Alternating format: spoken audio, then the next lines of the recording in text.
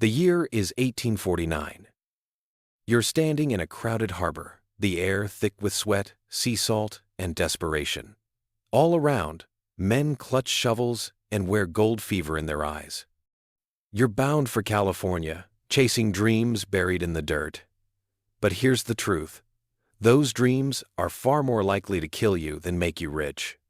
In this video, we're stripping away the romantic haze of the gold rush to reveal the brutal reality of a miner's life in the mid-1800s. Forget glossy tales of overnight fortunes.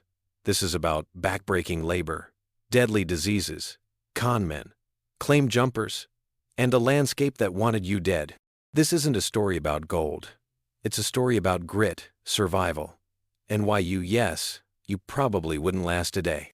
Welcome to the madness gold fever begins. It began with a glint in the riverbed at Sutter's Mill in 1848. A carpenter named James Marshall spotted it while digging a channel for a sawmill. At first, it seemed insignificant. Then the word spread gold, and chaos followed. Within months, towns emptied. Ships lay abandoned mid-voyage. Men quit jobs, sold their land, left their families, and risked everything for a rumor. They came from New York, Ohio, and Georgia, from Chile, Peru, China, and Australia. California, barely mapped, became a magnet for the desperate and the daring. They called them the 49ers, though many arrived earlier, eager to strike it rich before anyone else. Most had no idea what awaited them. Picture this: an accountant from Boston, who's never swung a pickaxe or fired a gun, stepping into one of the harshest terrains in North America.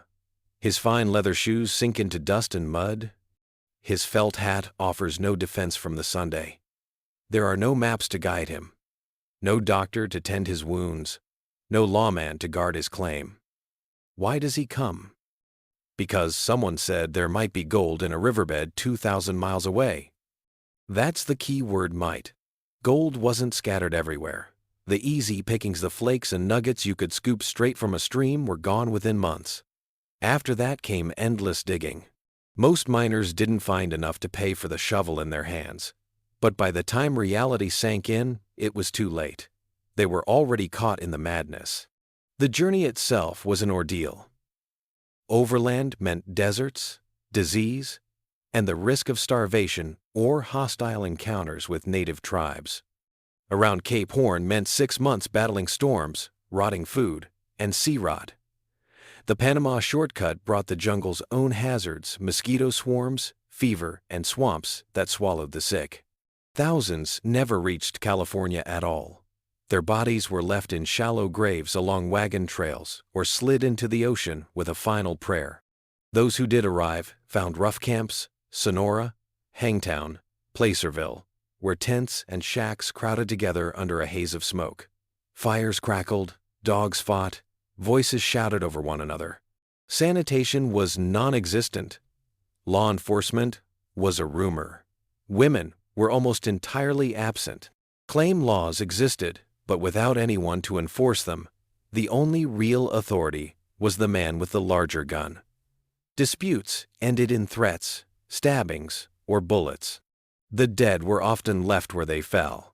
Life in the goldfields was a gamble with impossible odds. Most miners scraped less than $1 a day if they earned anything at all, while supplies cost a fortune. A pickaxe might go for $30, boots for $100, a dozen eggs for $6. Even a man carrying a pouch of gold dust could starve if no one would sell him food. And then came the true disease, gold fever. It twisted men into paranoids, thieves, and killers. Partners murdered each other in the dark for a bigger share. News of a new strike could send thousands stampeding upriver, abandoning everything in the rush. The promise of wealth drew not only dreamers, but also gamblers, thieves, and swindlers. Fake maps, salted claims, rigged scales, every trick in the book was in play. In the gold country, hunger gnawed at your stomach, fear shadowed your steps, and exhaustion hollowed your eyes. The night brought no peace, only the crack of gunfire and the echo of a scream in the dark. This was the beginning, and you hadn't even lifted your pan The journey west, starvation, storms, and death wagons. Before you could even dream of gold, you had to survive the road to it. And that road? It was a meat grinder. There were three main ways to reach California in 1849, and every one of them was its own slow-motion disaster. Overland, across the plains. By ship around the southern tip of South America. Or through the steaming jungles of Panama. No matter the route, you were gambling with your life before you even saw a speck of gold dust. The overland ordeal. Most went by wagon, starting from frontier towns like Independence or St. Joseph, Missouri. The wagon trains stretched for miles, moving slower than a man could walk. You'd wake each morning in damp clothes, hitch the oxen, and set off into wind that cut through you like a knife. The trail was littered with evidence of those who had miscalculated. Wagons abandoned after axles snapped, ox bones picked clean by scavengers, barrels of flour dumped in desperation to lighten the load. The smell of rot hung in the air. And then there were the graves, thousands of them, some marked with a name and cause: Sarah, age 14, cholera. Others nothing more than a pile of stones. Cholera could take a man from healthy to corpse in a single day. You'd hear someone coughing in the morning, and by nightfall you were digging their grave. The Sierra Nevada loomed at the end like the gate to another world. Snow trapped unlucky travelers in mountain passes, turning hunger into madness. There are accounts of people boiling leather straps for soup and worse. Around the Horn. If you chose the sea route, you were in for a different kind of torment. The voyage around Cape Horn could last half a year. The ship pitched and rolled endlessly. The wood creaked like it might tear apart in the next storm. Salt water soaked into your clothes and never dried. The food was weevil-ridden and stale. The drinking water, stored in barrels, took on the color and flavor of rot. Rats scurried through the dark, and sooner or later, someone tried to eat one. Days blurred together in a horizon of nothing but sea and sky. People grew restless, superstitious, or violent. Storms were bad enough, but the boredom could be worse. Some passengers simply disappeared, swallowed by the waves. Through the jungle. The Panama shortcut sounded clever. A quick sail to the Caribbean coast, a trek across 50 miles of isthmus, then another ship north. In reality, it was a fever-ridden nightmare. The jungle seemed alive in ways that wanted you dead: snakes hanging from branches, insects that burrowed into skin, and a constant swarm of mosquitoes humming in your ears. Every breath was heavy with the scent of rot. The ground sucked at your boots like quicksand. Men collapsed from heat exhaustion and were left where they fell.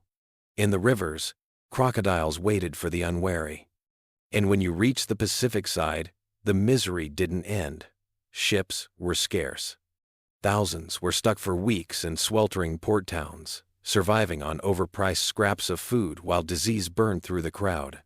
The price of arrival. The letters home rarely mentioned any of this. They told of gold dust in pockets and fortunes waiting to be claimed.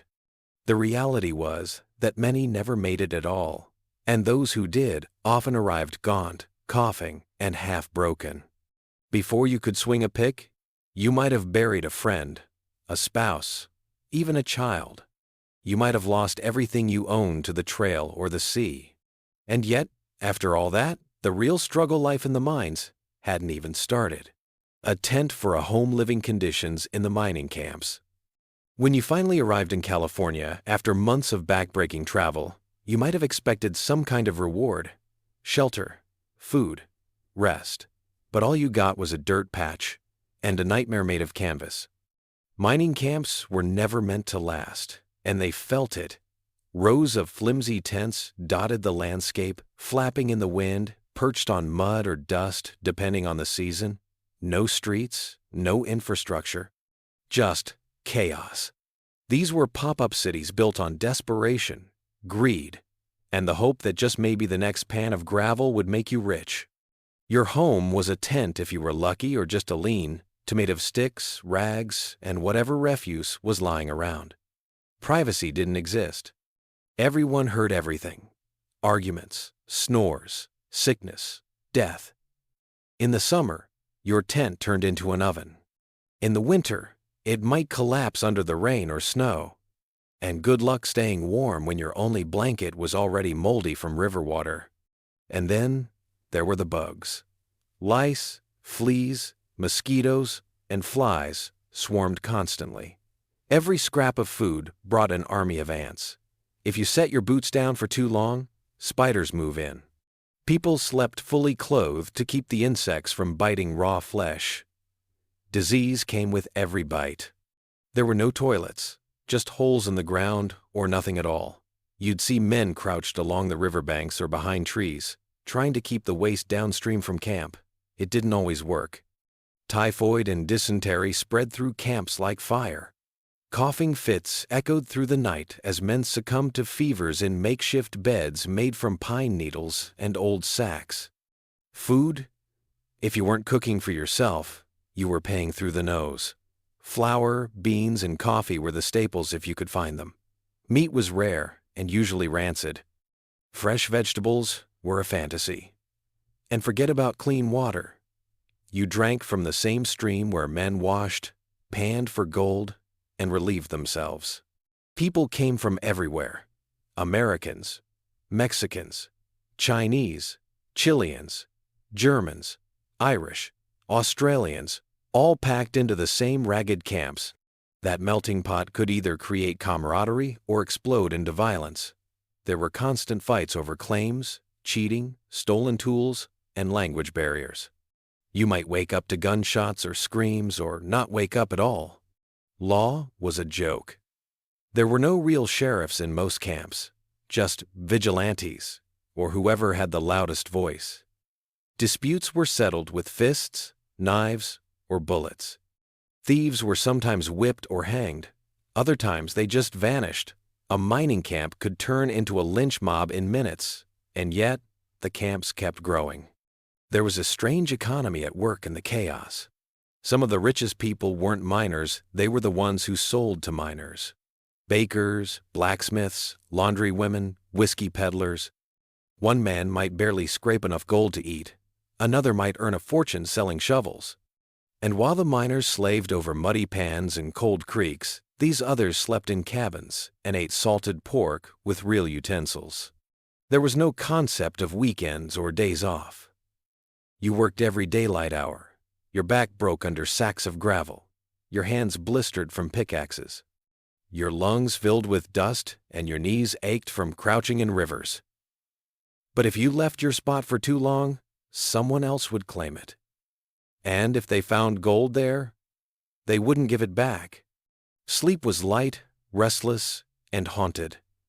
Men muttered in their dreams. Some wept quietly. Others died in the night, alone in their tents. Their bodies were often buried nearby, in shallow graves marked with sticks or stones. No funeral, no last rites, just one less mouth to feed, one more open tent.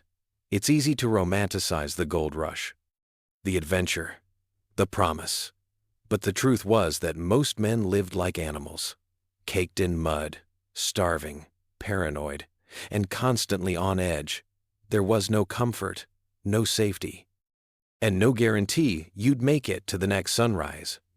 Life in a mining camp wasn't living, it was enduring. And for most, the gold they dreamed of either never came or slipped through their fingers like the river sand they sifted each day. Striking it poor, the myth of the 49er fortune. The posters said, "Gold for the taking." The papers promised fortunes for any man with grit and a shovel. And every letter sent back east spoke of nuggets the size of fists. But here's what they didn't print. Most miners left with less than they came with. The myth of the 49er, that wide-eyed pioneer striking it rich with a single swing of a pickaxe, was mostly just that, a myth. The real gold rush wasn't paved in glittering metal. It was paved in blood, sweat, disappointment, and mud. First, let's talk numbers. Of the hundreds of thousands who flooded California in 1849 and the years after, only a tiny fraction found substantial wealth. Even fewer kept it. Why? Because the surface gold, the easy pickings, was gone fast. By the time most miners arrived, the streams were already picked clean. All that was left required real machinery, dangerous digging, or blind luck. A man might work 12 hours a day panning, sluicing, or digging, only to pull out a few flakes worth less than $1. Meanwhile, he spent more than that daily on food, tools, and whiskey. Gold dust didn't stretch far when a single egg could cost $1 and a pair of boots went for 20. And those who did strike gold? They didn't usually hold on to it. Gambling was rampant. Saloons lined every mining camp. Card games ran non-stop, and few miners knew when to quit. Some men won a fortune at the table and lost it all by sunrise. Others were robbed at knife point walking back to camp, their pockets heavy with gold. Then there were the false claims. Snake oil peddlers sold surefire maps to rich veins. Claim jumpers stole land while the rightful miner was off getting supplies. Sometimes entire operations were based on rumors, phantom goldfields that didn't exist. Worse still were the mining companies. As individual claims dried up, large businesses moved in with hydraulic drills, labor crews, and legal teams. These companies gobbled up land and bullied independent miners out. If you couldn't prove ownership, you were out of luck. And proving ownership in a place with no centralized law? Practically impossible. Even among friends, betrayal was common. Pairs or groups of miners would strike gold together only for one to vanish in the night with the stash. It wasn't uncommon to find a body half buried in the woods, boots missing, and gold pouch gone. The dream of instant wealth was so powerful that men would lie to themselves. Just one more week, they'd say. Just one more stream. Months turned into years. They grew older, weaker, poorer, and still held out hope that the next day might change everything. And that dream killed many. When the body gave out malnutrition, disease, exhaustion, there was no gold to cover the funeral. Many were buried nameless, their stories lost beneath the same dirt they'd sifted for riches. Let's not forget the merchants, the true winners of the gold rush. Levi Strauss made his fortune not by mining but by selling tough denim pants to miners. Samuel Brannan became California's first millionaire by cornering the pick and shovel market. While the miners broke their backs, these men cashed in on the fantasy. That was the cruel irony. The closer you got to the gold fields, the less likely you were to profit. The farther you were if you sold equipment, ran a laundry, or cooked food, the better off you became. The gold was real. That much is true. California gave up over 750,000 pounds of it in just a few years. But it didn't go to the average miner. It went to corporations, middlemen, and the cunning. For the everyday 49er, the gold rush was less about riches and more about survival. They clung to hope because it was all they had. Most returned home with broken bodies and empty pockets if they returned at all. So when you hear stories of golden nuggets and rags to riches, remember this: the gold rush was built on broken promises. And behind every lucky strike, there were 1,000 stories of failure buried beneath the dust. Digging through danger tools, techniques, and constant risk. It's easy to romanticize the image of a grizzled gold miner swinging a pickaxe, striking pay dirt with a triumphant shout. But mining in the gold rush wasn't just backbreaking, it was borderline suicidal. The deeper you dug, the darker and deadlier it got. At the start, most prospectors relied on simple tools: pans, rockers, and sluice boxes. These were used for placer mining, sifting gold from riverbeds and shallow streams. It was labor-intensive, but relatively safe, as long as you didn't mind standing waist-deep in frigid water for 12 hours a day, your fingers going numb, and your back locked in place. Some men lost their toes to frostbite by springtime. But once the surface gold dried up, the real madness began. Hard rock mining meant blasting into the earth. Men dug deep shafts, sometimes 100 feet or more, using hand tools and dynamite. There were no engineers, no safety inspectors, just guesswork and desperation. You'd lower yourself into the ground with a rope, clutching a flickering lantern, praying the tunnel didn't collapse above you. And collapses happened all the time. A misplaced strike, an overstrained beam, a small tremor in the earth, and you were buried alive. Some miners died instantly. Others suffocated slowly, calling out to partners who could do nothing but listen until the screaming stopped. If the tunnel didn't kill you, the air might. Ventilation was non-existent in most shafts. Poisonous gases, like carbon monoxide, built up fast. If your candle started flickering, you ran. If you didn't notice in time, you passed out and never woke up. Even when things worked, mining was a war against the elements. Picks shattered bones. Falling rocks crushed skulls. One slip on a muddy plank, and you'd tumble into a hole with no way out. Bandages were rare. Doctors were rarer. And if infection set in, your fate was sealed. Amputations were done with saws and whiskey, no anesthetic. As demand for gold grew, hydraulic mining became the rage. Imagine turning a fire hose of pressurized water on a mountainside. It stripped away tons of earth in minutes, revealing gold underneath, but also washing away entire forests, farmlands, and even homes. The rivers turned to sludge. The fish died. Towns downstream were swallowed in muck. And the miners? They stood in the spray, soaked to the bone, dodging falling debris, barely able to breathe. Let's not forget mercury. To separate gold from sediment, many miners used mercury to bind with the precious metal. The mixture was then heated to evaporate the mercury, leaving behind pure gold. But no one warned them about mercury poisoning. Miners inhaled toxic fumes daily, their hands and clothes soaked in it. Over time, they developed tremors, hallucinations, even madness. Some started talking to shadows. Others forgot their own names. It was called Mad Hatter's disease, and it was common. Now, imagine doing all this for a few grams of gold. A week's worth of labor might earn you enough to buy a loaf of bread and a new shovel if you were lucky. If not, you ended up in debt, still cold, still hungry, and one bad fall away from being buried on the edge of camp. And yet, they kept digging. Hope was the only thing more persistent than the dust. I hope that the next tunnel will hold a motherlode.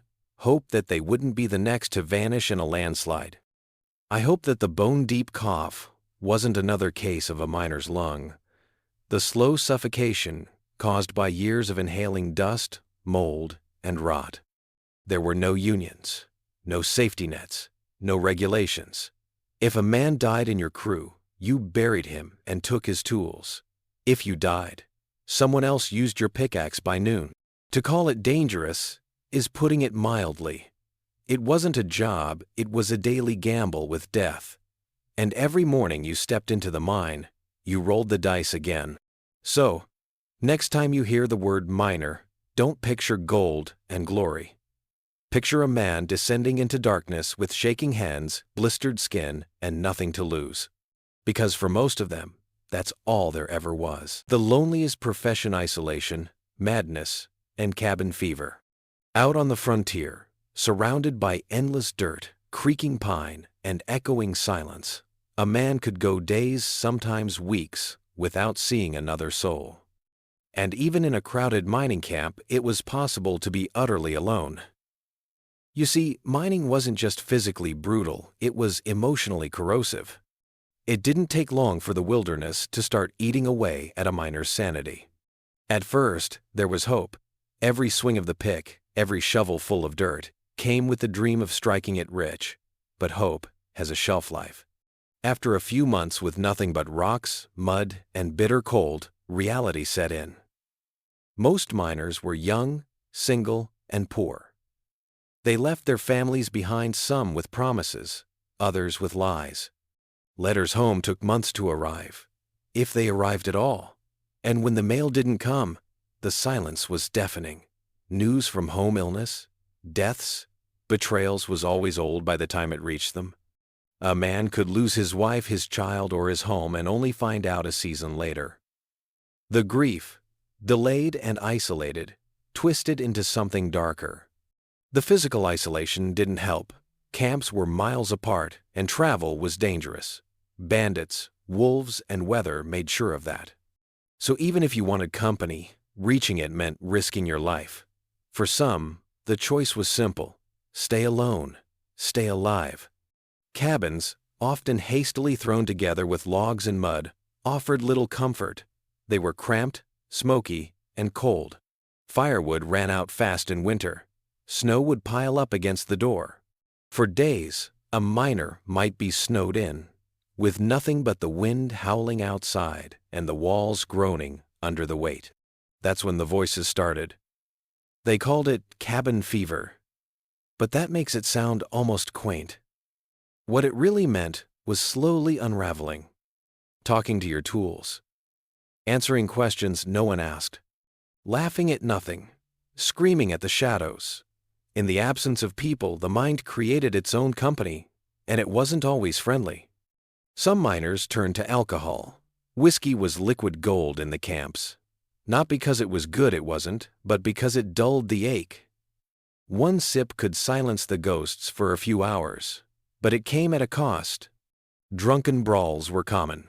Knives flashed fast, and a spilled drink could end in a shallow grave behind a tent. Others turned to religion, clutching tattered Bibles, preaching to the trees. Still more gave up entirely, wandering off into the woods barefoot, muttering, never to be seen again.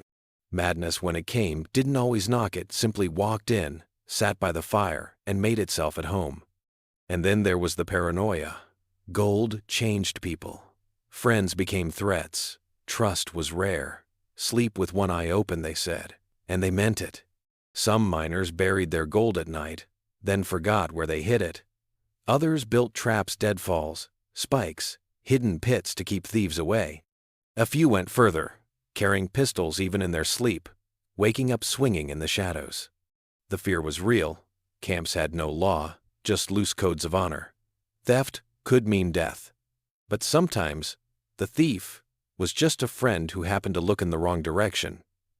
Accusations were enough. A man could be strung up, beaten, or shot without trial. Better to be feared than fooled. In this world, companionship was risky, and yet isolation was poison. Some miners partnered up, not for gold, but for sanity. They looked out for each other, cooked together, shared stories. But these bonds were fragile. One disagreement, one unlucky find, and it all shattered. Greed could snap even the tightest friendship in half. Women, when present, were often targets of obsession, seen more as prizes than people. A glance, a word, a smile, real or imagined, could spark jealous violence among men who hadn't seen a woman in months. It was dangerous for her, and often deadly for someone else. The Wild West celebrated individualism, the lone frontiersman carving his fate from the wilderness. But reality was far bleaker. Left alone with his thoughts, a miner became a prisoner of his own mind. The silence, the pressure, the crushing weight of failure. It was too much for many. Not everyone died from a cave-in or a gunshot. Some died slowly of loneliness, regret, and madness, with gold dust in their nails and tears in their beard. Because the real danger out there wasn't always what you could see. Sometimes, it was what you couldn't. Gold Rush Law Justice by rope, gun, or luck. The gold rush didn't come with a rulebook. In the chaos of boomtowns and mining camps, justice wasn't written, it was improvised. And it often had more to do with fear, revenge, or convenience than with anything resembling law. Imagine living in a place where there were no jails, no judges, and no police, only angry men with shovels, pickaxes, and a short fuse. That's what passed for a legal system in the camps. It was lawless, or maybe worse, selectively lawful. In theory, miners had codes. Groups would gather around a campfire or in a rough-hewn saloon and agree on rules. How to stake a claim, how to handle disputes, what counted as theft. But these rules were about as permanent as the tents they were made in. They shifted with the wind, depending on who had gold and who had a gun. Someone stealing from your claim? If caught, they'd likely face the miners' court. That sounds official, but in reality, it was just a group of fellow miners taking a vote. The accused might plead their case in front of a half-drunk crowd more interested in spectacle than truth. And if found guilty, hanging, or branding, or being run out of town with broken ribs. And if the thief wasn't caught red-handed, and gold was missing anyway, well, anyone could be blamed. Suspicion was enough. Justice by reputation. If you were quiet, foreign, or unlucky, the mob might choose you as the scapegoat. Guns were the ultimate judges. Dueling was common. Two men arguing over a muddy plot of land could end up facing off with pistols at dawn. The winner walked away with the claim. The loser got a shallow grave, and sometimes, not even that. Knives were quicker and quieter. Stabbings in the back of saloons weren't rare. Neither were accidental shootings.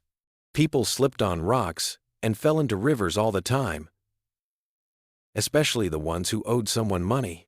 And then there were vigilantes. When towns did start forming, some tried to create order. But without real law enforcement, groups of citizens would form committees of safety. These vigilante squads often turned brutal. Once suspicion was cast, evidence wasn't necessary. A rope and a tree would do. Lynchings became the dark signature of frontier justice. In some areas, gambling was technically illegal, but everyone did it. Brothels were outlawed unless you paid the right person. Drunken brawling could get you arrested or celebrated, depending on the town's mood. And for women, justice was even more skewed. Crimes against them were often ignored. A woman could be assaulted, and if she complained, she'd risk being run out for stirring trouble. In many camps, her words meant nothing. Her safety depended entirely on whether the men around her saw her as a person or as property. Sometimes, bounty hunters brought a sense of order, but even they operated under shaky ethics.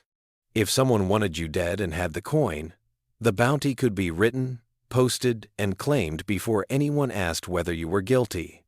And yet, some towns tried to establish real law. Places like San Francisco and Deadwood created makeshift courthouses, hired sheriffs, and tried to enforce civility. But the sheriffs were often corrupt, underpaid, or too terrified to act. Bribes changed hands frequently. Gold had a way of blinding justice. It wasn't all chaos, though. There were pockets of decency towns where disputes were settled with discussion, or where the community protected its weakest. But those were the exception, not the rule. The reality was, justice was unpredictable. One man might walk away from a murder because he was liked. Another could be lynched for looking suspicious. It was justified by popularity, convenience, or brute strength. So when you think of the Wild West, don't imagine saloons with honorable sheriffs and dramatic duels at high noon. Imagine a place where survival came down to luck, alliances, and how quickly you could draw your weapon or disappear into the hills. Because in the gold rush, justice didn't wear a badge.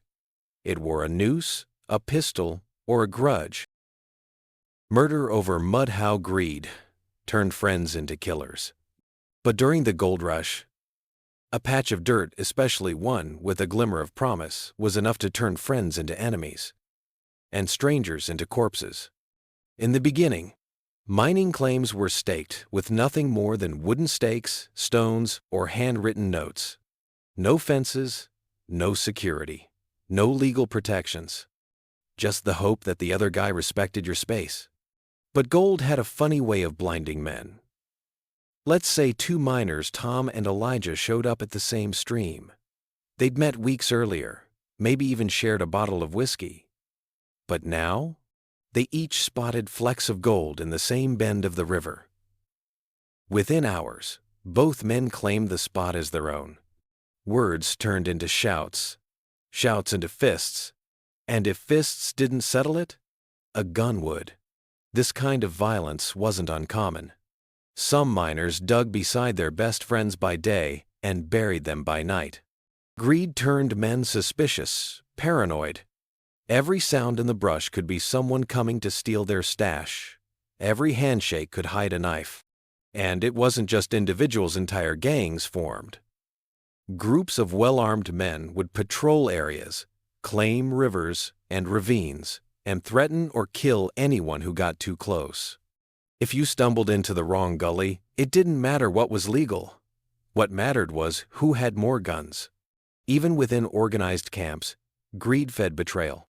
A miner might partner with someone for weeks, digging side by side, only to vanish one night with the gold, sometimes leaving behind a corpse in a shallow grave, or just a bloody trail into the trees. And then there were the claim jumpers. These men had no interest in digging themselves. They waited until someone else did the hard work, found the gold, staked the land, and then swooped in. Sometimes in the dead of night, sometimes in broad daylight, backed by threats. If the original miner fought back, murder wasn't just likely, it was expected. The mining camps were often too remote for justice to reach them. A man could kill, loot the tent, take the tools, and disappear downriver, never to be seen again. New arrivals didn't know who was who. Everyone was covered in mud, beards, and lies. Trust was a luxury most couldn't afford. Even strangers who teamed up to share tools and meals kept one eye open at night. Some miners slept with their gold sewn into their clothes or buried in hidden caches. But if your partner noticed, he might follow you after dark, and that gold might be the last thing you ever touched. Greed made murder practical. Why share your gold when killing your partner meant keeping it all? Why respect a claim when you could eliminate the miner and take it? And here's the darkest truth. Some miners expected to kill. They came from rough lives, criminal pasts, military backgrounds, or desperate poverty. For them, a murder was just another transaction, another tool for survival. Miners had code names for these killings: cutting loose, getting even, clearing brush, euphemisms to make it all seem normal. But the graves left behind told a different story. Men weren't the only ones caught in the crossfire. Some wives, children, and bystanders paid the price. A drunken shootout at a claim dispute could kill 3, 4, even 5 people who had nothing to do with it. Some mining camps developed cemeteries faster than they built schools. And the saddest part? Most of the killers never got rich. They killed over rumors, over dreams, over specks of gold that never added up. They murdered for a taste of wealth, and often ended up hunted, alone, or swinging from a rope themselves. So next time you see a dusty creek or a ruined mine shaft, think about the blood soaked into the mud. Because in the gold rush, the real gold wasn't just found in rivers, it was buried with the bodies of the men who died trying to steal it. When the gold ran dry, the slow death of a dream, it always started the same. A man arrives, wide-eyed and hungry, chasing the whisper of gold. But no one told him what it felt like when that whisper died. In the early days of the gold rush, the rivers sparkled with promise. You could bend down, sift a pan of gravel, and find flakes staring back like fireflies in the dusk. Stories spread like wildfire, of fortunes found in a day, of men who struck it rich, with nothing but a shovel and luck. But here's the cruel truth. It didn't last. By the early 1852, just a few years after the first great rush, the easy gold was gone. The streams had been picked clean by tens of thousands of hands. The once rich banks of the American River, the Yuba, the Feather, all stripped bare. And yet, the miners kept coming. They came from across the world, starving Irishmen, hopeful Germans, freed slaves, runaway sailors. They sold everything back home to chase a dream that had already begun to rot. Imagine arriving in California in 1852. You step off a creaking wagon or a leaking ship, expecting glittering rivers and gold just beneath the soil. But the camps are overcrowded, the claims are all taken, and the locals look at you with contempt. You're too late. You pitch your tent in a muddy patch outside town, surrounded by other broken men. Every day you trudge out with a pan or a crude pick, hoping for a miracle. Most days, you find nothing but gravel and disappointment. and every week you fall further into debt. Prices in the camps were savage. A single egg could cost $1. Boots, if you could find them, were weeks of wages. Gold wasn't a ticket to luxury anymore. It was the only currency keeping you alive. And it wasn't just about money. It was the slow death of hope. Miners began turning on each other. Camps that once rang with laughter now echoed with silence. A man who found even a nugget the size of a thumbnail kept it secret, fearing he'd be followed, robbed, or worse.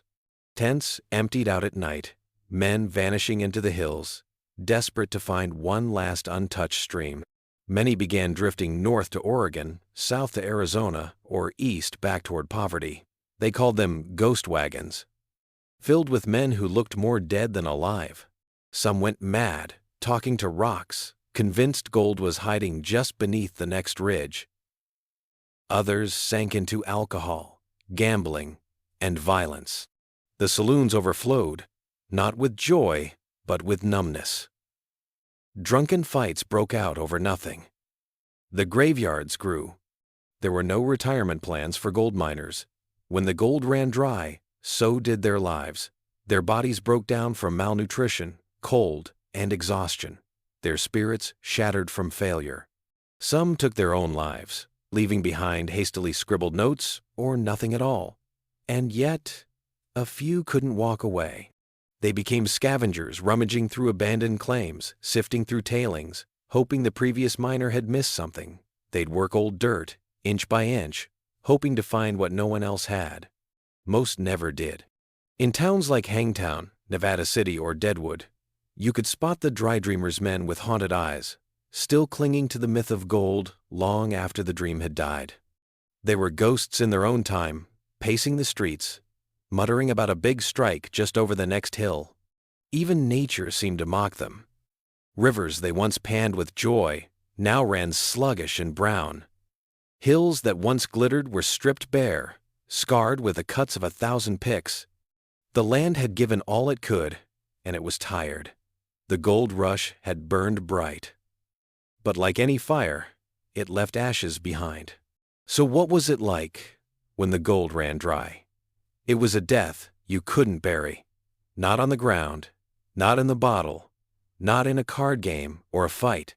It was the slow, cruel unraveling of a dream one that had gripped men by the soul and dragged them west, only to leave them broken, bitter, and empty-handed. And still, the next ship, the next wagon, the next starry-eyed fool would come, because dreams die slowly, and greed never does. Diseases, death, and doctors who didn't know what they were doing. It wasn't the bullets, the fights, or even the mining that killed most men in the goldfields. It was a disease.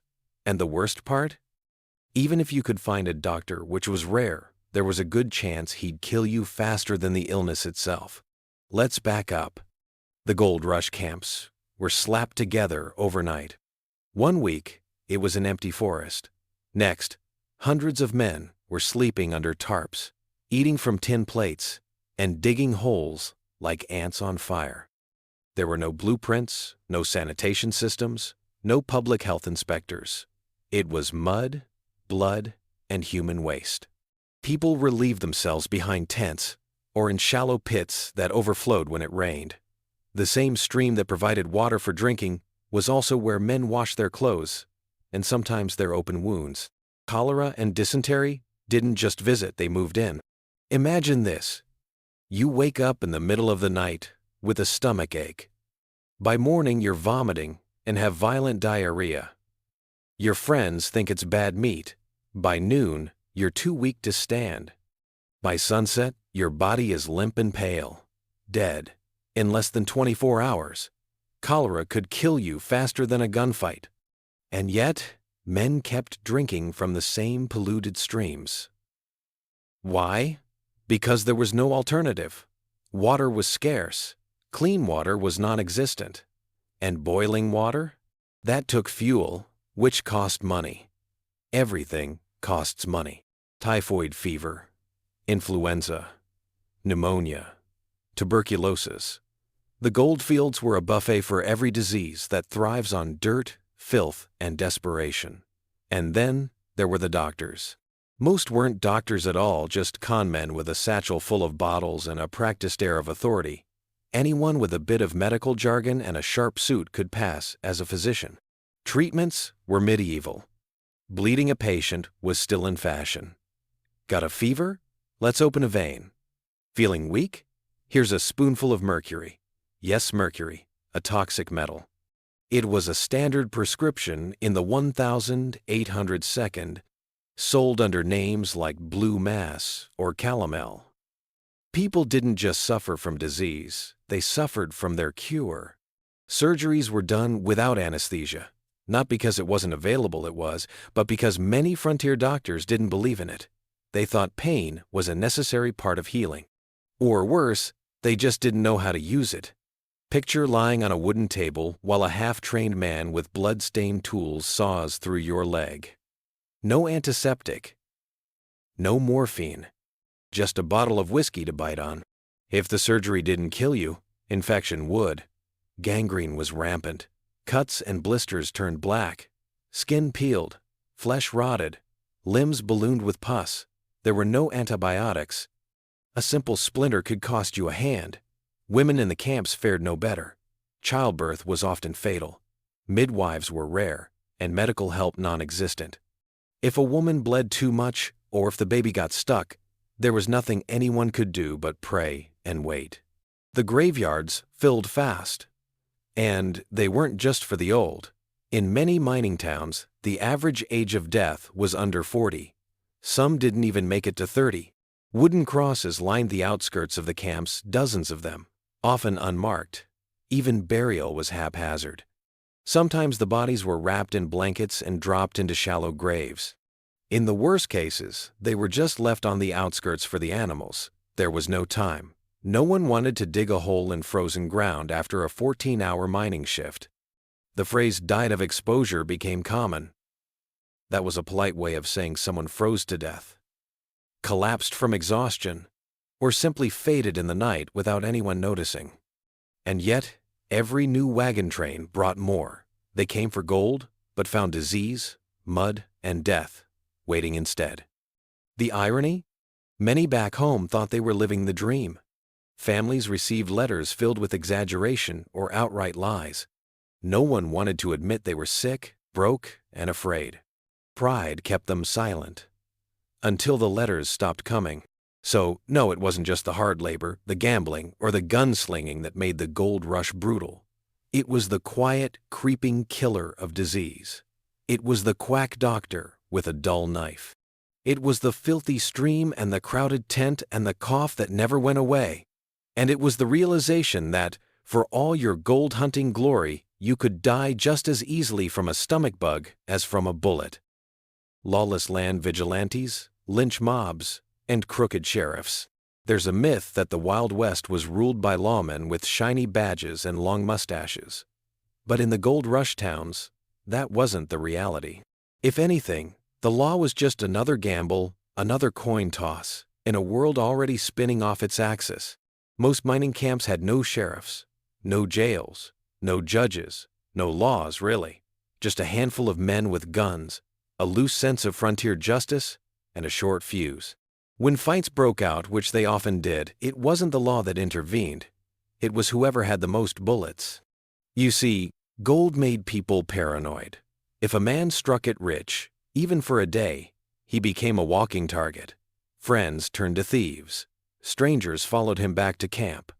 And if he got drunk and started flashing his gold around, there was a good chance he wouldn't wake up the next morning. In that kind of world, trust was dangerous. And justice? It wasn't blind, it was armed and angry. Vigilante justice became the norm. Let's say someone was caught stealing from a sluice box.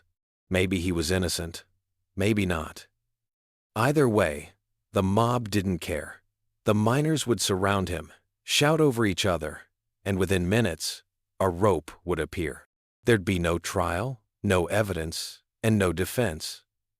Just a tree branch, a crowd, and a hanging. Sometimes they carved the word thief into the man's forehead before stringing him up. Other times they tarred and feathered him, then ran him out of town barefoot. But more often than not, they simply killed him. Quick, dirty, no questions asked. And if you thought a sheriff might step in, think again.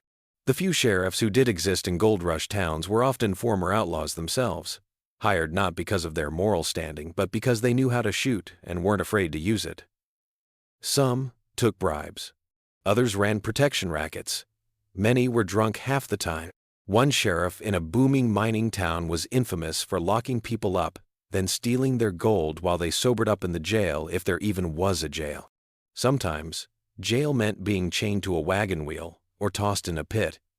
If someone murdered your brother, you had two choices: hunt them down yourself or hire someone meaner to do it for you. And if you killed the wrong man by mistake, well, that was just the price of justice. Courts, if they existed, were a joke. Judges were often businessmen with a taste for whiskey and no legal training. One judge presided over a murder trial in the morning and was seen playing poker with the defendant that same evening. Verdicts were based less on facts and more on who had money, influence, or friends with rifles. It wasn't uncommon for a jury to be made up of a saloon crowd still half drunk from the night before. And while the stories of righteous gunfights at high noon make for good movies, the reality was much messier.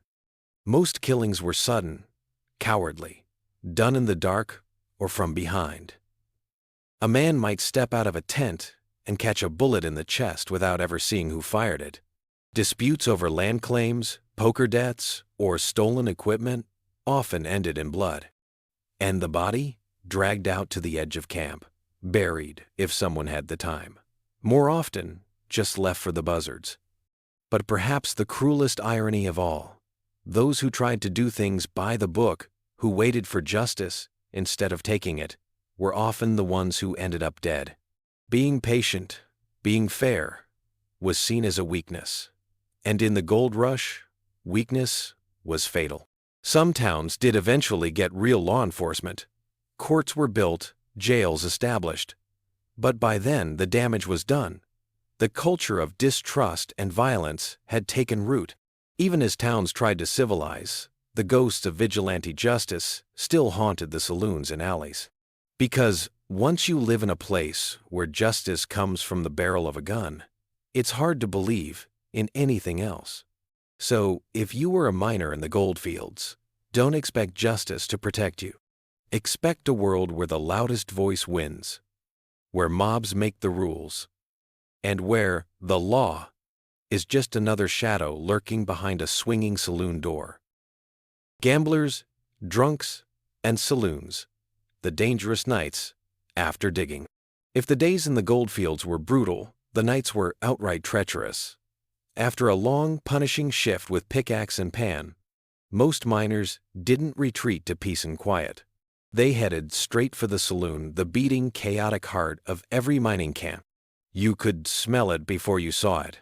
Sweat, smoke, spilled whiskey, gun oil, and desperation. Saloons were more than watering holes. They were gambling dens, brothels, makeshift hotels, and courtrooms rolled into one. And after dusk, they transformed into war zones of vice. Miners walked in caked with dirt and hope, pockets jangling with whatever gold they'd managed to scrape together. Many didn't walk out with either. Gambling was the main event. Faro, poker, roulette, these weren't games. They were blood sports. Men went from riches to ruin in a single hand. Entire claims were lost over the turn of a card. And if you accuse someone of cheating, be prepared to draw. A deck of cards and a loaded Colt .45 went hand in hand. The saloon tables were stained with whiskey and blood. Fights broke out every hour. Over cards. Over women. Over spilled drinks. Or nothing at all. A wrong glance could earn you a punch in the mouth or a bullet in the gut. There were no bouncers, no security. Only barkeeps who kept a shotgun under the bar, and dead eyes that had seen it all. If a man got too loud or too drunk, they didn't throw him out. They waited for someone else to handle it, and usually that someone came armed. One too many stories ended with a lifeless body dragged out back, dumped in the alley until morning. And then there was the drinking. Whiskey flowed like water, though it was usually cut with turpentine, tobacco juice, or rattlesnake venom, anything to give it a burn. One popular concoction was known as tarantula juice, which could kill a man or make him blind. But after 10 hours digging in a pit with no gold to show for it, miners drank whatever was put in front of them. Alcohol wasn't an escape. It was survival. A way to numb the back pain, the frostbite, the constant paranoia of being robbed, cheated, or killed. Drunk was the only way many could sleep, but sleeping it off wasn't always an option. Saloons doubled as brothels, and the women who worked them, often called soiled doves, had it just as rough.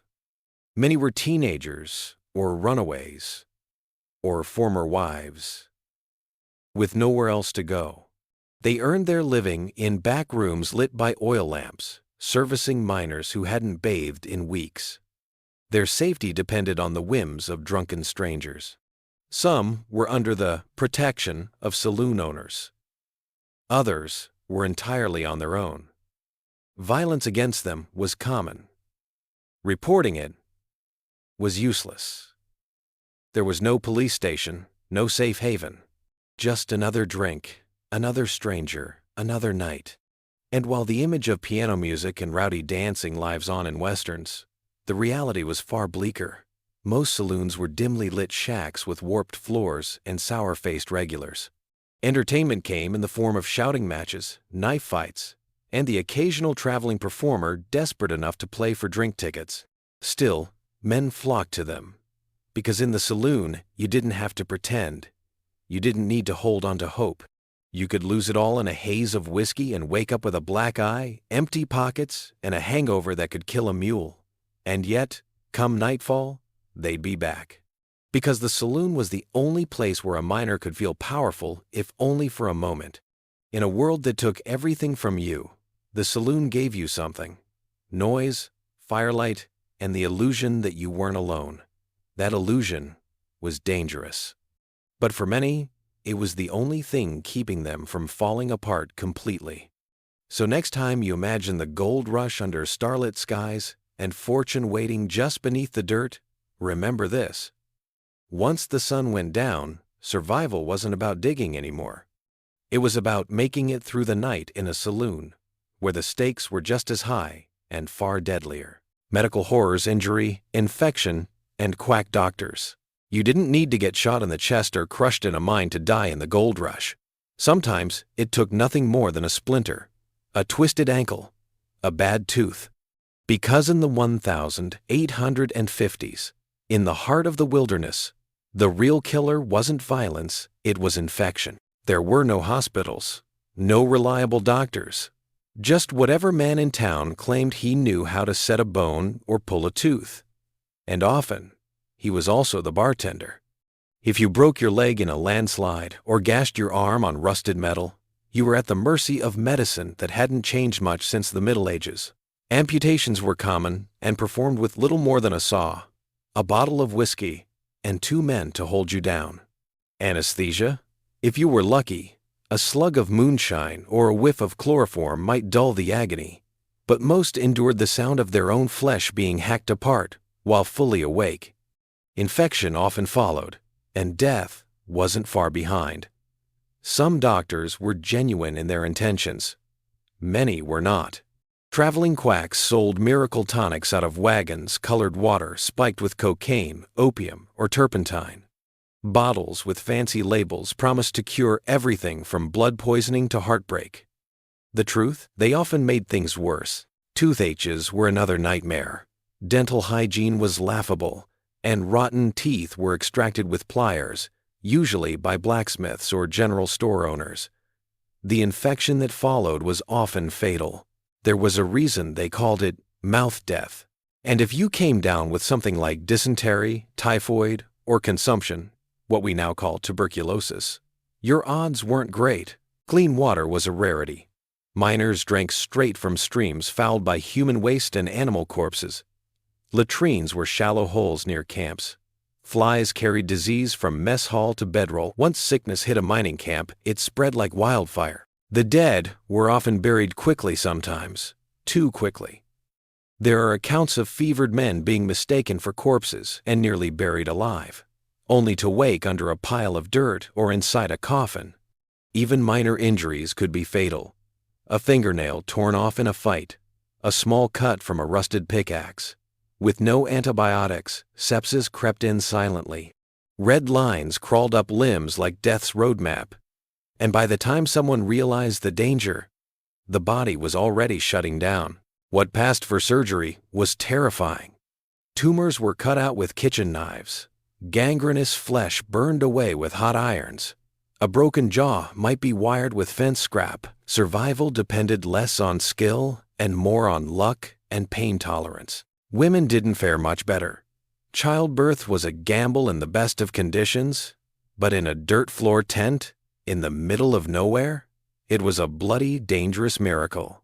Many women died delivering their first child.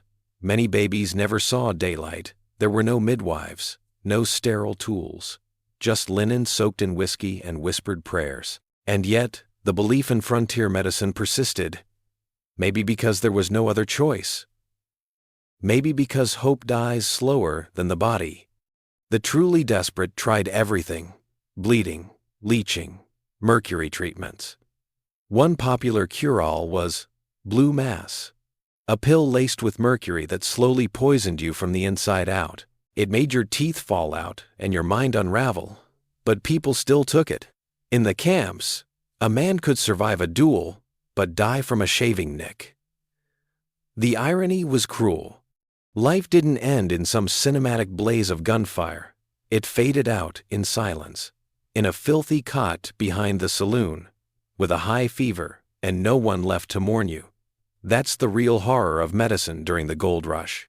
Not just the pain, but the helplessness, the knowledge that a simple misstep, a scratch, or even a sneeze could end it all. So when we romanticize the grit and toughness of frontier miners, we rarely talk about this: the quiet, agonizing deaths, the preventable ones, the forgotten ones. Because in the land of gold, disease didn't discriminate. It didn't care how strong you were. It only cared how quickly it could find a way in. Lawless lands, vigilantes, lynch mobs, and frontier justice.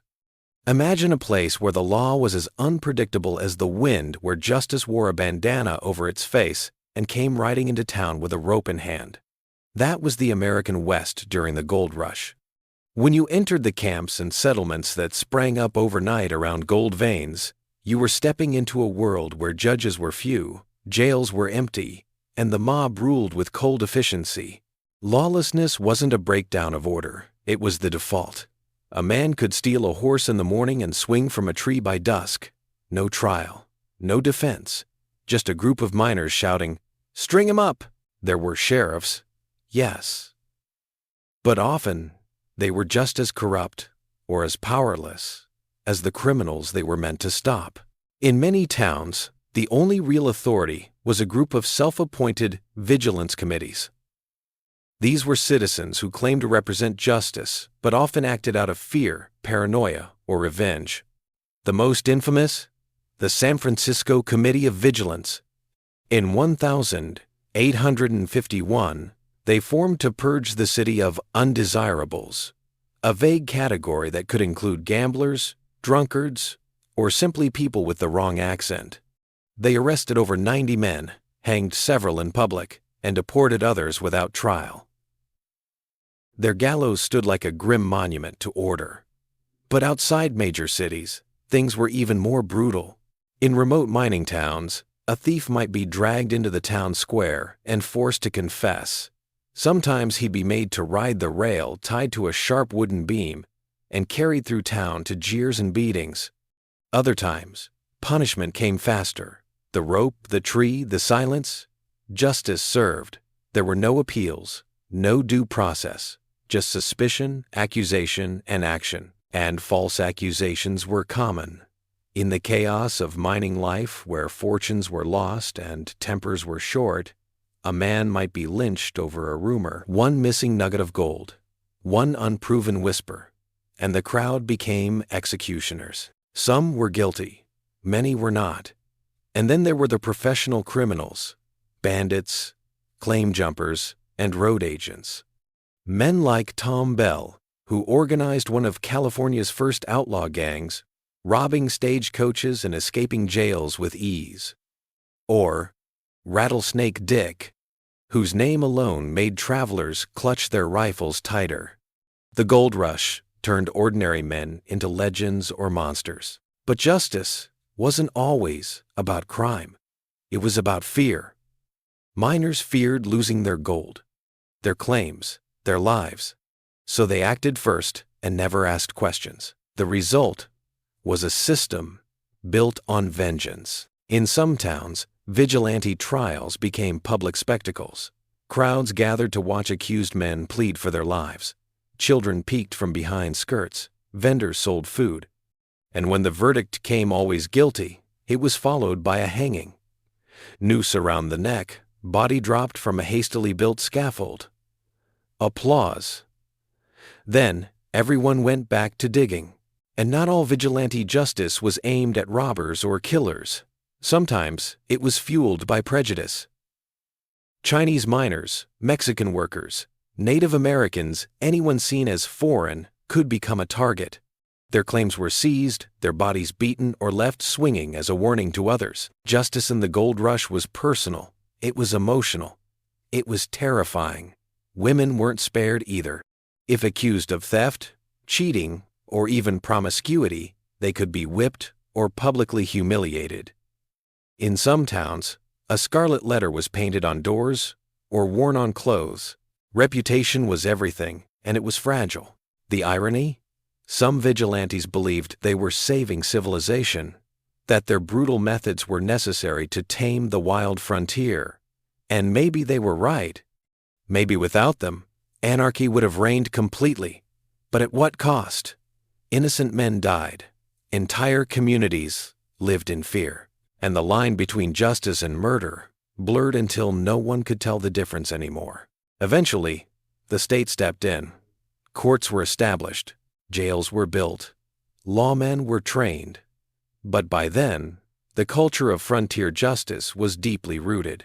The noose remained a symbol not of order, but of power. Today, we talk about the Wild West, like it was a time of freedom and grit. But for many, it was a place where the wrong glance could get you killed, where justice came without a badge, and where the crowd always had the final say. So if you think you'd have survived the gold rush, ask yourself this. How would you prove your innocence with a rope around your neck? Boomtown madness, gambling, vice, and total chaos. It didn't take long for a patch of land with a few gold flakes to explode into a frenzied, lawless boomtown. One day, it was just dirt and trees.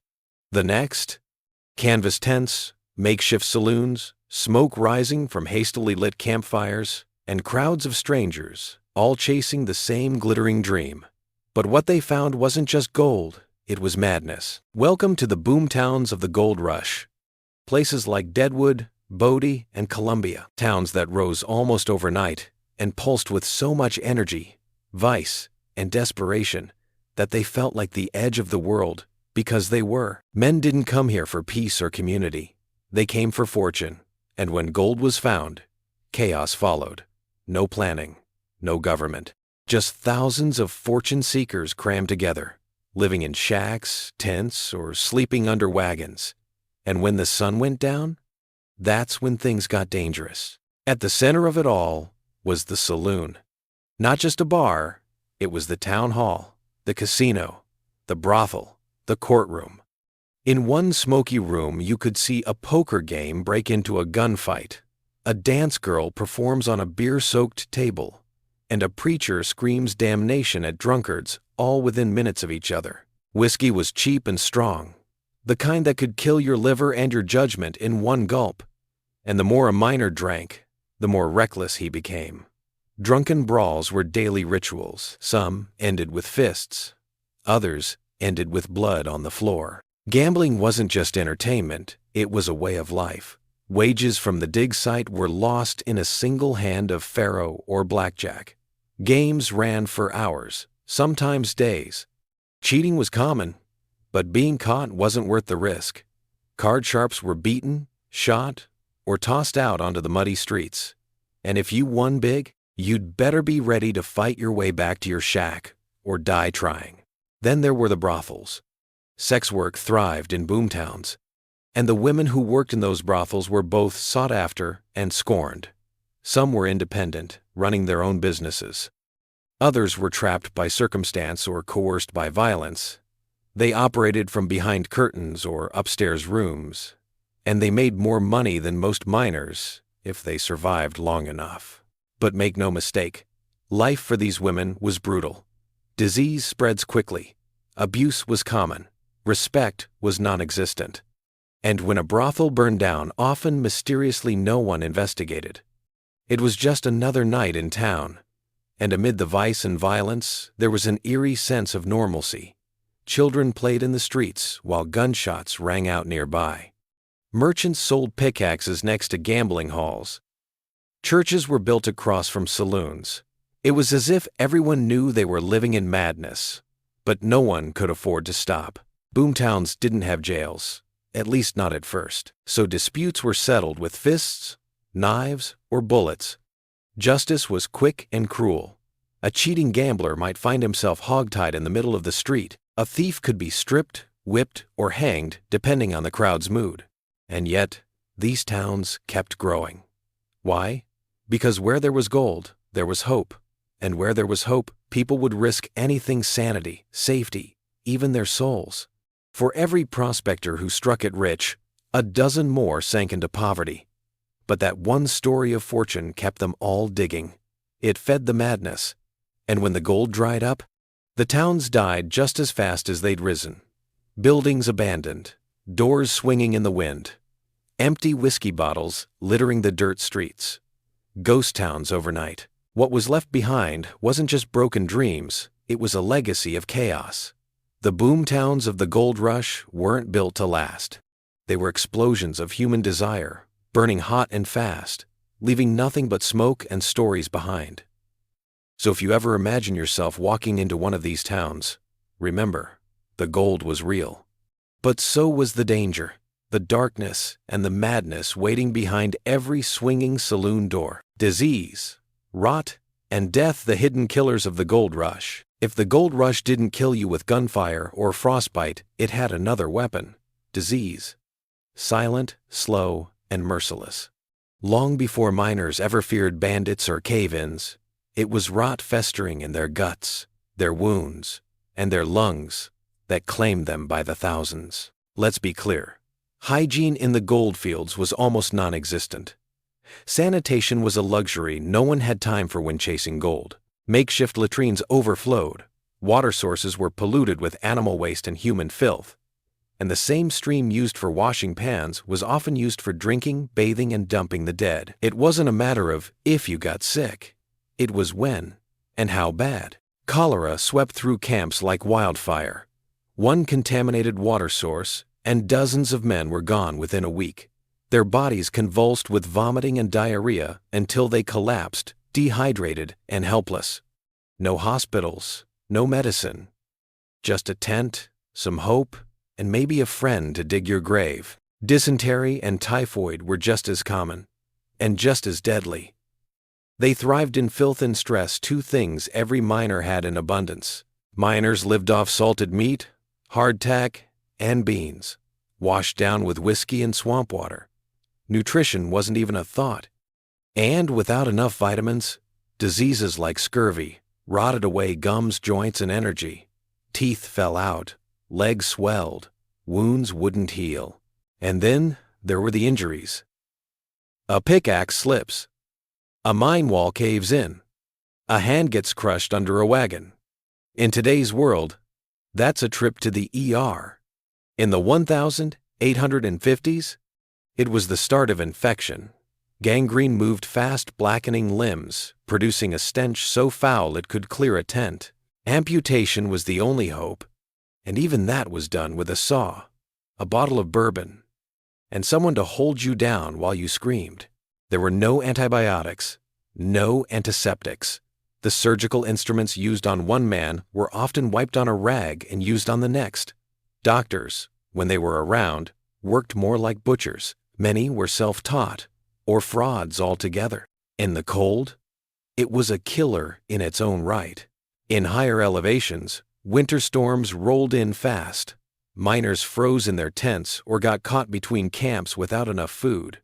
Frostbite claimed fingers, toes, and whole limbs. Pneumonia and tuberculosis spread easily in damp shelters with little ventilation. Yet, through all of it, the diggers kept digging. Death was just part of the landscape. It wasn't spoken about, it was expected. If a miner vanished from the camp, no one went looking. His belongings were either taken or burned. His claim, now open for someone else. Burials were quick and shallow. Wooden markers, if any, were often stolen or used for firewood. Entire cemeteries of the gold rush era remain lost today because the dead were buried in unmarked temporary graves. And amid this death, superstition flourished. Some believed sickness came from curses or bad luck. Others carried charms or avoided certain mines thought to be haunted by men who died chasing gold. Spiritualism surged in popularity, with grieving mothers and wives paying mediums to contact the spirits of sons who never returned. Even the animals suffered. Pack mules and oxen often died from overwork, starvation, or disease. Their corpses rotted in the sun, spreading yet more illness. And the rodents that followed, they brought fleas, and fleas brought plague. In the end, the gold rush wasn't just about adventure or fortune. It was a mass migration into an unprepared and unforgiving wilderness. And while the gold glittered, the graveyards multiplied. So the next time you hear someone speak romantically about the courage of the 49ers, remember, the true horror wasn't in the mines. It was in the camps, in the air, and in the blood of the men slowly dying beside their shovels, broken dreams, and empty pockets. The ones who never struck gold. While a few names made headlines and walked away with fortunes, people like James Marshall or John Sutter, it's estimated that over 90% of the miners who joined the gold rush ended up with little to nothing. For many, the only gold they touched was the fantasy that drew them west. The story almost always begins the same way. A man sells everything he owns, kisses his family goodbye, and sets out with the promise of fortune just over the horizon. Maybe he's a farmhand from Missouri or a baker from Boston.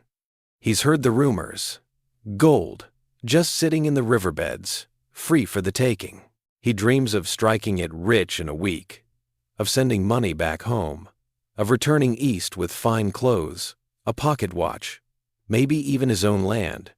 But reality hits before the first nugget is ever found. First, there's the journey. It's long, brutal, and expensive.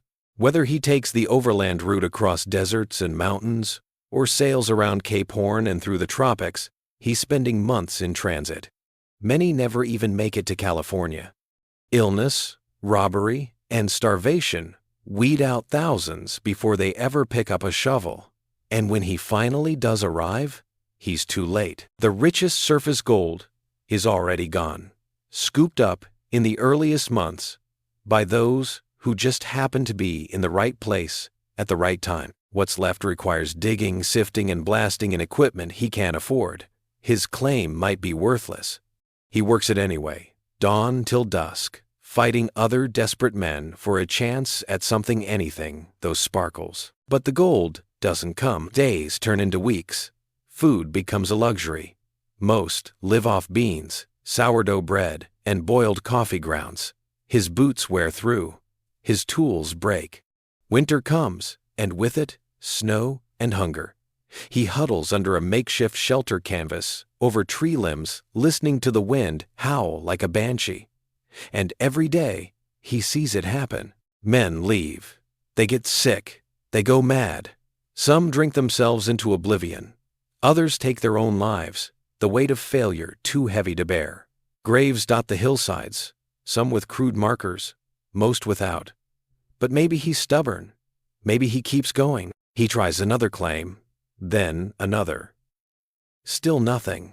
He pawns his shovel, sells his belt, and starts doing odd jobs for other miners just to afford a meal. A few lucky ones take jobs with merchants or become guides for new arrivals. But most simply vanish. They become ghosts in the history books, nameless laborers who came west full of hope and died with empty hands. Even those who found gold didn't always win. Greed made enemies fast. Successful miners were followed, robbed, even murdered. A lucky strike often ended in tragedy. And even when they made it back east with pockets full of gold, some squandered it all in saloons or speculative ventures. Gold didn't guarantee wealth. It only promised a shot. The smart ones realized early the real money wasn't in mining, it was in selling to miners. That's why many who grew rich weren't digging, they were selling shovels, whiskey, and boots. Levi Strauss didn't mine gold. He sold durable pants. And he made a fortune. But our miner doesn't know that. He's been out here too long. His clothes hang loose. His knuckles are cracked. His eyes are sunken. And finally, after one last swing of the pick, he stops. He sells what's left: his tent, his pan, maybe a pair of boots, and tries to get home. But the fare is high, and he's broke. He may never make it back. He may find work at a railroad or logging camp, or drift to San Francisco looking for labor. His gold rush is over. This was the fate of tens of thousands. Their names aren't remembered. Their stories weren't written down. But they were the backbone of the gold rush, the quiet majority, whose sweat paved the roads, dug the rivers, and filled the graveyards. The gold rush wasn't a story of success. It was a story of survival, disillusionment, and broken dreams. And for every one man who struck gold, 1,000 others discovered just how hard it was to chase a dream that glittered and then vanished. Gold fever never dies. The lasting legacy of the rush. Long after the final pick struck rock and the last nugget was pulled from the riverbed, the fever lingered. It wasn't just a moment in history, it was a transformation. The California gold rush may have lasted only a handful of years, but its impact carved deep into the soil of the American West, and even deeper into the psyche of a restless, dream-chasing nation. By the time most miners realized the easy gold was gone, something irreversible had happened. California was no longer a sleepy frontier. It was a booming epicenter. In 1848, the population of San Francisco was just around 1,000. 2 years later, it exploded past 25,000, and those numbers kept climbing. The streets were a maze of languages. People came from China, Peru, Australia, Germany, and beyond, all chasing the same promise. Cultures clashed, markets sprang up overnight, and fortunes shifted by the hour. California wasn't just a place anymore, it was a symbol. The roads and railroads they built to reach the gold stayed long after the mines dried up. And so did the towns, many of them born from tents and desperation. Some became ghost towns, echoes of failed dreams. Others, like Sacramento and San Francisco, grew into urban powerhouses.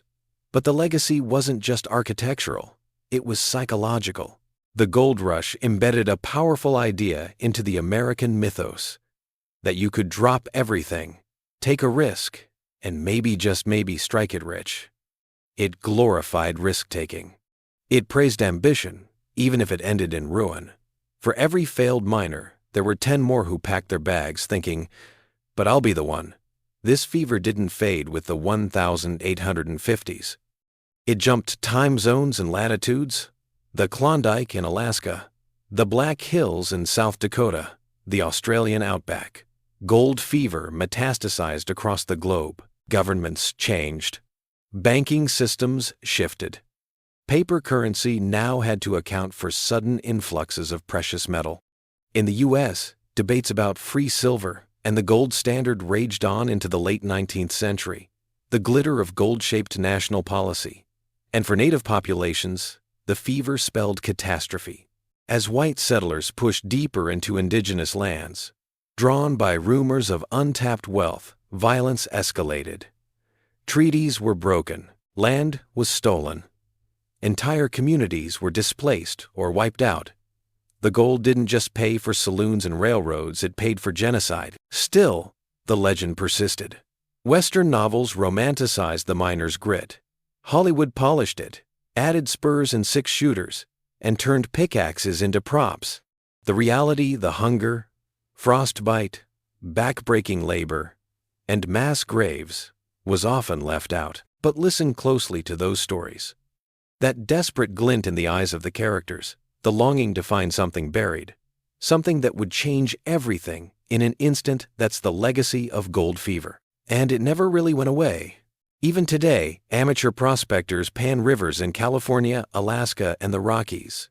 Some do it for fun. Others still believe there's something big out there, just one more strike waiting to be found. And maybe there is.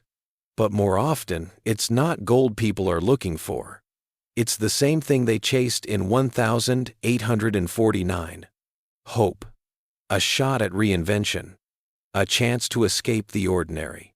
That's the cruel brilliance of gold fever. It offers something priceless possibility, even when reality has moved on. And so the fever lingers. In dusty museums and forgotten trails. In rusted shovels buried in attic trunks. In the wide-eyed look of anyone who thinks they can beat the odds. Because once you hear the story of the gold rush, it never really leaves you. So after the blisters, the starvation, the frostbite, the constant threat of robbery, disease, or losing everything for a glimmer in the mud, do you still think you could have made it? The gold rush wasn't just a chapter in history.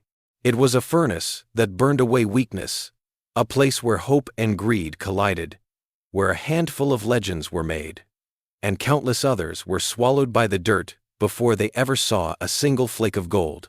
And yet, it still calls to us.